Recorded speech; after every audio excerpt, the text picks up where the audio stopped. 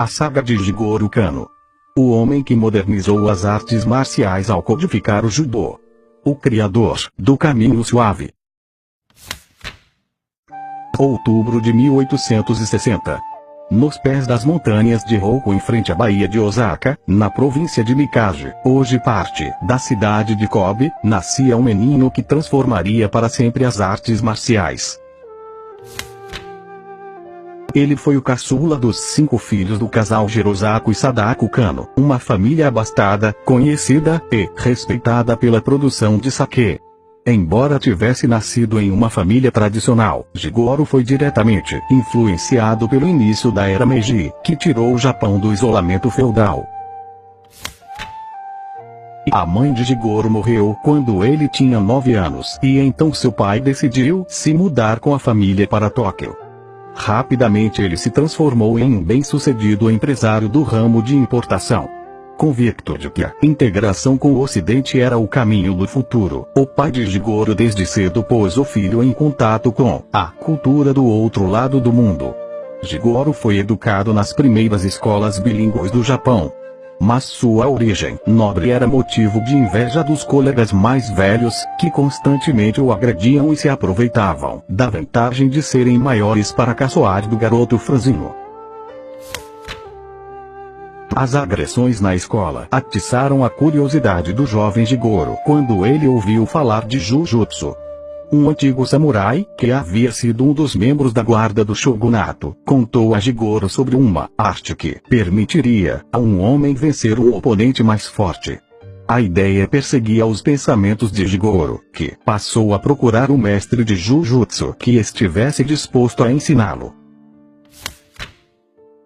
A busca não foi fácil. Com o fim da era dos samurais, passou a prevalecer na sociedade japonesa um certo desprezo pelas artes marciais, consideradas ultrapassadas. Jigoro, porém, era persistente. Ele sabia que muitos dos antigos mestres haviam se tornado massagistas particulares. Em uma clínica de massagem, o sonhador encontrou seu primeiro mestre Ashinosuke Fukuda. O treinamento era pesado, mas o jovem estava disposto a aprender. O pensamento extremamente científico de Jigoro funcionava como um atalho para dissecar cada técnica aprendida. A exata posição das mãos e pés, o ângulo de entrada correto, a distribuição do próprio peso, etc. Mas o método do mestre Fukuda tinha características opostas a esse comportamento tranquilo e detalhista. Diante das perguntas do inquieto pupilo, ele logo perdia a paciência e decidia mostrar a técnica com as próprias mãos. Jigoro tinha um parceiro constante nos treinos. Kanekishi Fukushima. Um touro, de tão forte, 30 quilos, mais pesado que ele, porém fraco tecnicamente. Embora tenha ficado mais forte com o treinamento, Kano não conseguiu eliminar outro fator: a baixa estatura. Tinha menos de 1,60 m, o que sempre lhe dificultava a vida ao enfrentar oponentes mais altos. A mente inquieta de Jigoro foi em busca de respostas que a sua complexão não lhe proporcionava. Ele passou a frequentar uma biblioteca para estudar manuais de anatomia e livros de luta livre trazidos do Ocidente. Foi por meio dos livros e de sua mente criativa que Jigoro inventou um dos primeiros movimentos do judô, o kata aguruma. Com um movimento de rotação dos ombros, ele intuía ser capaz de derrubar o gigante Fukushima. Funcionou. O impacto da queda do lutador de quase 100 quilos fez com que as paredes do dojo tremessem. O baixinho Jigoro tornou-se o principal discípulo do mestre Fukuda. Depois da morte do sensei, em 1879, a esposa dele deu a Jigoro os pergaminhos com todas as instruções e os segredos da técnica do marido. O presente despertou ainda mais a curiosidade de Jigoro, à época com apenas 19 anos. Ele passou a bater, de porta em porta, de dojo em dojo, em busca dos segredos de cada escola. Os mestres do passado deixaram instruções sobre a forma ideal de vencer. ¿Qué tipo de conselho? Eles legaram sobre a forma correta de treinar. Jigoro reuniu quase uma centena de pergaminhos, não apenas sobre Jujutsu, mas também sobre luta de espadas, tiro com arco, hipismo, sumo, e diversas outras artes marciais. Ou seja, o judô não foi uma invenção de Jigoro, mas sim a destilação do conhecimento já existente. Um de seus escritos era constantemente usado por Jigoro para explicar o segredo de sua técnica. Era a história de duas árvores, um salgueiro e um pinheiro, sob uma forte nevasca.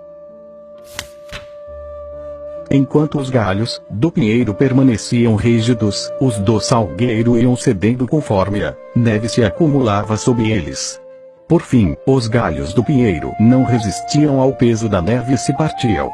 O salgueiro dobrava-se conforme a carga aumentava. Derretida a neve, os galhos voltavam à forma original.